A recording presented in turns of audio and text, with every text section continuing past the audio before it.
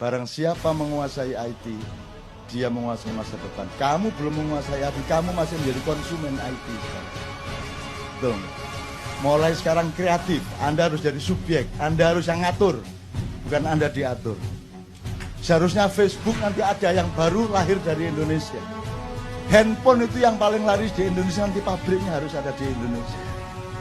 Servis handphone itu, Anda pergi ke Helsinki dulu zaman Nokia, saya di sana, Finlandia, itu pusatnya Nokia. Anda pergi ke Seoul, Samsung, Anda pergi ke Silicon Valley, Anda pergi ke pusat-pusat handphone, itu cari tukang servis ya. Di sini nih, sak dalan nih, 30. Ada yang sekolah, ada yang kursus, ada kursus servis handphone, nggak ada, langsung bisa. Bagaimana mungkin Anda tidak percaya diri? Maka generasi yang ada bukan generasi minder seperti bapak-bapakmu sekarang, bukan generasi yang rendah dan tidak punya derajat seperti bapak-bapakmu yang memerintah sekarang. Kamu bukan pemerintah yang hamba sahaya, kamu subjek, kamu adalah fa'il, kamu adalah pemimpin dari dunia. Apapun yang kita kerjakan tidak dihargai, maka lo sedang belajar arti ketulusan. Ketika setiap upaya lo nggak dihargai, maka lo sedang belajar arti keikhlasan. Dan saat hati lo kecewa dan terluka amat dalam, di situ lo sedang belajar arti memaafkan. Yuki lelah dengan ini semua, Bang. Ketika lo merasa lelah dan kecewa, di situ lo sedang belajar arti kesungguhan. Dan ketika lo merasa sendiri dan sepi, sesungguhnya lo sedang belajar arti ketangguhan. Dari para nabi hanya Yesus yang kosong di usia 14 until 28 tahun. Karena di Alkitab nih, mohon maaf Bib, ini tidak melecehkan agamaku ya. Saya juga beragama Kristen. Di Alkitab Yesus hanya muncul sampai usia 13 tahun. Setelah itu dia muncul lagi di usia 29 ke 30 tahun. Ada usia yang dia tidak terdata di Alkitab. Alkitab hanya menjelaskan Matius 1, 2, dan 3. Yesus terakhir di bait Allah bersama ibu dan ayahnya dengan ahli Farisi. Setelah itu hilang. Matius 4, Yesus di padang gurun.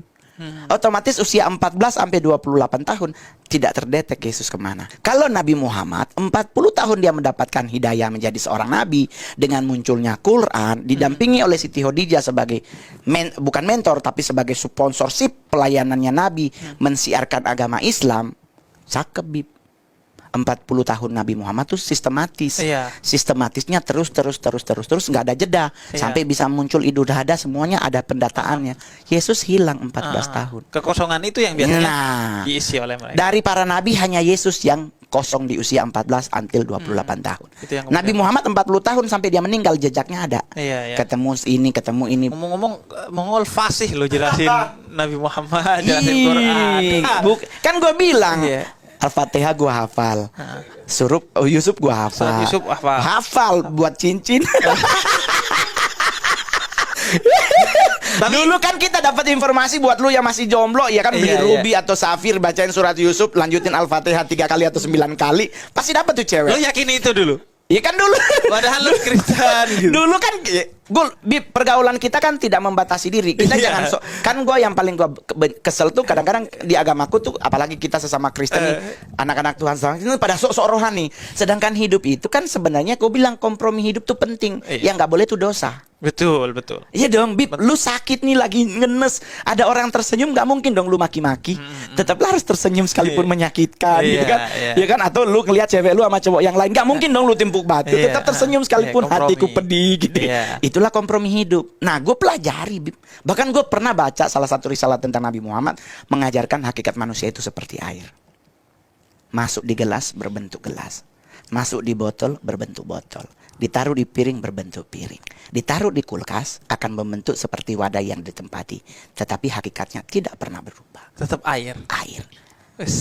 Gila. Jadi itu tuh risalah Nabi tuh, ajaran Nabi Muhammad. Jadi maksudnya begini, kita mau masuk di lingkungan sejelek apapun, kalau kita tidak jelek, kita nggak akan pernah terpengaruh. Betul. Karena didikan itulah yang membentuk fondasi. Oke. Gitu. Keren berarti itu. Jadi di satanik itu baca Satanic Bible nggak ada khotbah. Oh, nggak ada. Nggak ada. Mungkin sebelum itu jadi lo terinspirasi dari apa yang disampaikan Nabi Muhammad tadi. Banyak gue pelajari. Berarti lo hafal syahadat nggak? Belum. Nanti aja udah ada pendekatan, ada Gus Miftah. Jadi maksudnya Mongol tuh kita tuh mempelajari sisi positif dari setiap hal itu penting. Betul. Karena kalau kita mau fanatisme terhadap agama itu boleh, tetapi dipertanyakan kembali kesanggupan diri lu bisa nggak? Betul. Gue setuju. Kita penting untuk belajar agama lain minimal agar kita kemudian kenal agama lain bahwa semua agama itu baik. Kan ajarannya di Mongol, di Kristen kan segala sesuatu yang kita ambil hanya positif. Ngapain kita ngambilin negatif? Gitu. Sama juga di satanik. Di satanik kita jujur aja, kalau boleh bilang kita penyesat iya. Tetapi ajaran yang kita terima, gua boleh jujur, nggak semuanya tentang jelek. Yang positif apa aja? Unity. Apa itu? Persatuan. Yoi. Ada satu teman punya masalah keuangan. Kita nggak ada tuh, mari kita berdoa. Nggak ada. Berdoa agak selesai. Pinjol tetap WA. Nggak ada. Itu saya ngomong di podcastnya Denny Sumargo. Saya ngekos toh. Ibu kos minta uang kos. Gua nggak punya duit, Bib. Gua datang ke pendeta, ke tempat Mongol ibadah. Gua bilang sama Pak Gembala, Pak Gem, boleh nggak gua pinjam duit? Nanti gua ganti. Udah kerja nih Pak Gem. Ini ada surat-surat kita Lu kerja. tadi panggilnya Pak Gem. Pak Gem toh, kan Gembala toh. Dia bilang, oh ya udah Mongol, kita berdoa ya. Amin. Terus gua bilang, dia bilang begini, pokoknya Mongol tetap yakin dan percaya mujizat itu nyata, bla bla bla bla. Tuhan Yesus memberkati, kita ketemu lagi hari Minggu ya Mongol ya. Tetap beriman. Gue kan bingung. Kan gue butuh duit. Oke. Gue pulanglah ke tempat kos. Dipanggil sama ibu kosnya. Sini kau Mongol, adong hepengnya. Gue langsung bilang, Bu kos kita berdoa yuk. Kan soalnya tadi gue didoain.